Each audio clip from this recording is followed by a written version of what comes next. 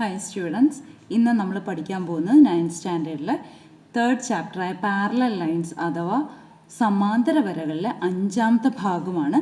അതായത് page number 46-ലെ 3ാമത്തെ ചോദ്യമാണ് നമ്മൾ ഈ വീഡിയോയിൽ ഡിസ്കസ് ചെയ്യുന്നത്.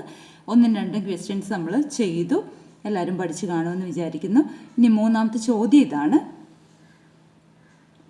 Prove that in any trapezium the diagonals cut each other in the same ratio. അതായത് ഏത് ലംബകത്തിൻ്റെയും വികർണങ്ങൾ പരസ്പരം മുറിക്കുന്നത് ഒരേ അംശബന്ധത്തിലാണെന്ന് തെളിയിക്കുക. ഇങ്ങനെ തെളിയിക്കാനുള്ള ചോദ്യങ്ങൾ 1-2 ചോദിക്കും. അപ്പം നിർബന്ധമായിട്ടും പഠിച്ചു വെക്കുക. പ്രൂവ് ദാറ്റ് ക്വസ്റ്റ്യൻസ് ഉണ്ടാവും. അപ്പോൾ ഇവിടെ ഫിഗർ ഒന്നും തന്നിട്ടില്ല, നമ്മൾ ഫിഗർ വരയ്ക്കണം.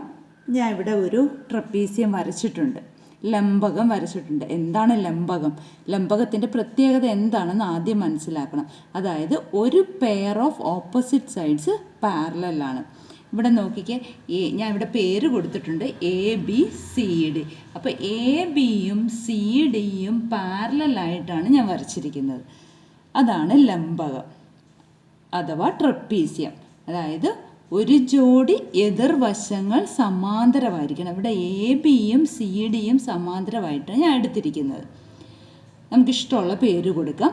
ഇവിടെ ചോദിച്ചിരിക്കുന്ന വികർണങ്ങൾ പരസ്പരം ഒരേ അംശബന്ധത്തിലാണ് മുറിക്കുന്നത്, അല്ലേ? ഡയഗണൽസ് ഒരേ റേഷ്യോയിൽ കട്ട് ചെയ്യുന്നു എന്ന് പ്രൂവ് ചെയ്യണം. അപ്പോൾ ഇവിടെ ഡയഗണൽസ് നമുക്ക് വരയ്ക്കാം. ഇവിടെ ഞാൻ ഡയഗണൽസ് വരച്ചിട്ടുണ്ട്. അത് കൂട്ടിമുട്ടുന്ന പോയിൻ്റാണ് P. 2 വികർണങ്ങൾ 2 കളറിൽ കൊടുത്തിട്ടുണ്ട്, ചുവന്ന കളറിലും നീല കളറിലും കൊടുത്തിട്ടുണ്ട്. അത് കൂട്ടിമുട്ടുന്ന ബിന്ദുവിന് P എന്ന് പേരും കൊടുത്തു. ഇനി നമുക്കറിയാവുന്നത് എന്താണ്? 3 അതിൽ കൂടുതൽ സമാന്തര വരകൾ ഒരേ അംശബന്ധത്തിൽ കട്ട് ചെയ്യുക, അല്ലേ? പല രീതിയിൽ ചെരിച്ചോ നേരെയൊക്കെ നമുക്ക് വരയ്ക്കാം. അത് ഒരേ അംശബന്ധത്തിലായിരിക്കും, ഒരേ റേഷ്യോയിലായിരിക്കും കട്ട് ചെയ്യുന്നതെന്ന് നമ്മൾ കഴിഞ്ഞ ക്ലാസ്സിൽ പഠിച്ചു. അപ്പോൾ ഞാനിവിടെ ചെയ്യാൻ പോകുന്നത് ഈ P എന്ന പോയിന്റിൽ കൂടെ ഈ ABക്കും CDക്കും സമാന്തരമായിട്ട് ഒരു വര വരയ്ക്കാൻ പോവാം. കണ്ടല്ലോ, Pയിൽ കൂടി ABക്കും CDക്കും പാരലലായിട്ട് ഒരു ലൈൻ വരച്ചു. അതിന് നമുക്ക് പേര് കൊടുക്കാം. അപ്പോൾ ഇവിടെ R എന്നും S എന്നും പേര് കൊടുക്കാം. കണ്ടല്ലോ, ഇപ്പോൾ ഏതൊക്കെ വരകളാണ് സമാന്തരമായിരിക്കുന്നത്? AB RSനോടും CDയോടും സമാന്തരമാണ്, പാരലലാണ്. ഇനി നമുക്ക് അംശബന്ധം എടുക്കാം. അംശബന്ധം എന്ന് പറഞ്ഞാൽ റേഷ്യോ, അല്ലെങ്കിൽ റേഷ്യോയെ നമുക്ക് ഫ്രാക്ഷൻ രൂപത്തിൽ എഴുതാം, അല്ലേ?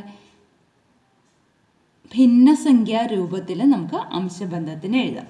അപ്പോൾ ഈ 3 വരകളെ കട്ട് ചെയ്യുന്ന ഈ ഒരു സൈഡ് ഉണ്ടല്ലോ, കണ്ടല്ലോ, കട്ട് ചെയ്യുന്ന ഈ സൈഡ് AR:RD ആയിട്ടല്ലേ കട്ട് ചെയ്യുന്നത്? ഞാൻ ആവശ്യമുള്ളത് മാത്രം വരച്ചിവിടെ കാണിക്കാം. ഇത് മുകളിലത്തെ AB എന്ന വര, നടുക്കത്തെ പച്ച RS, താഴത്തെ DC, അല്ലേ? ഇത് A, ഇത് R, ഇത് D. കണ്ടല്ലോ, AR/RD. നമ്മൾ ആദ്യം അതാ എടുക്കുന്നത്, AR/RD.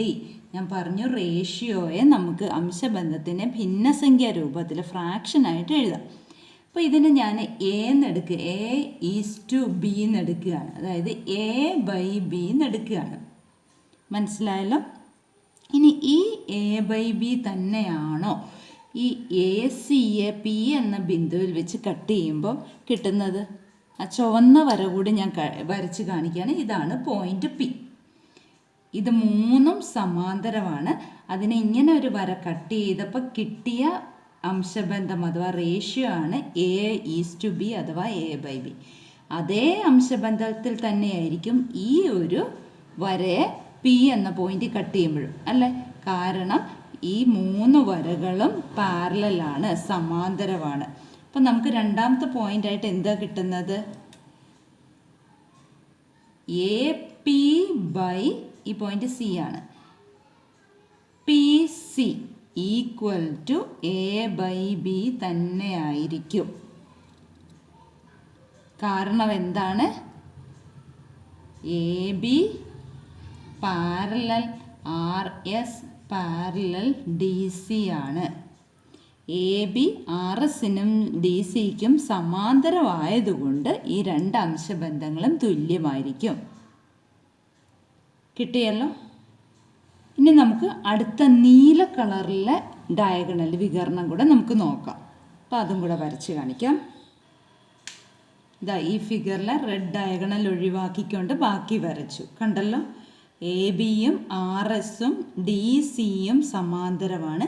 പി എന്ന പോയിന്റിൽ കൂടെയാണ് ഈ നീല കളർ ഡയഗണൽ അഥവാ വികരണം മുറിച്ചു പോകുന്നത്.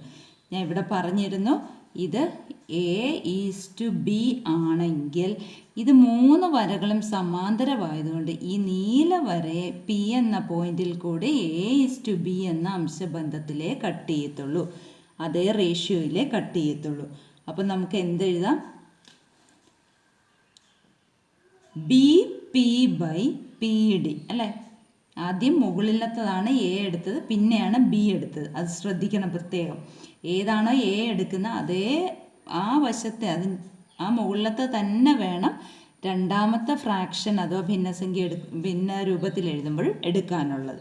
അപ്പോൾ B P by P D equal to A by B തന്നെയാണ്.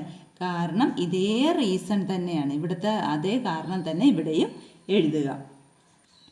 ഇനി ഇത് 3 നമുക്ക് വേണ്ടത് ഏതൊക്കെയാണ്?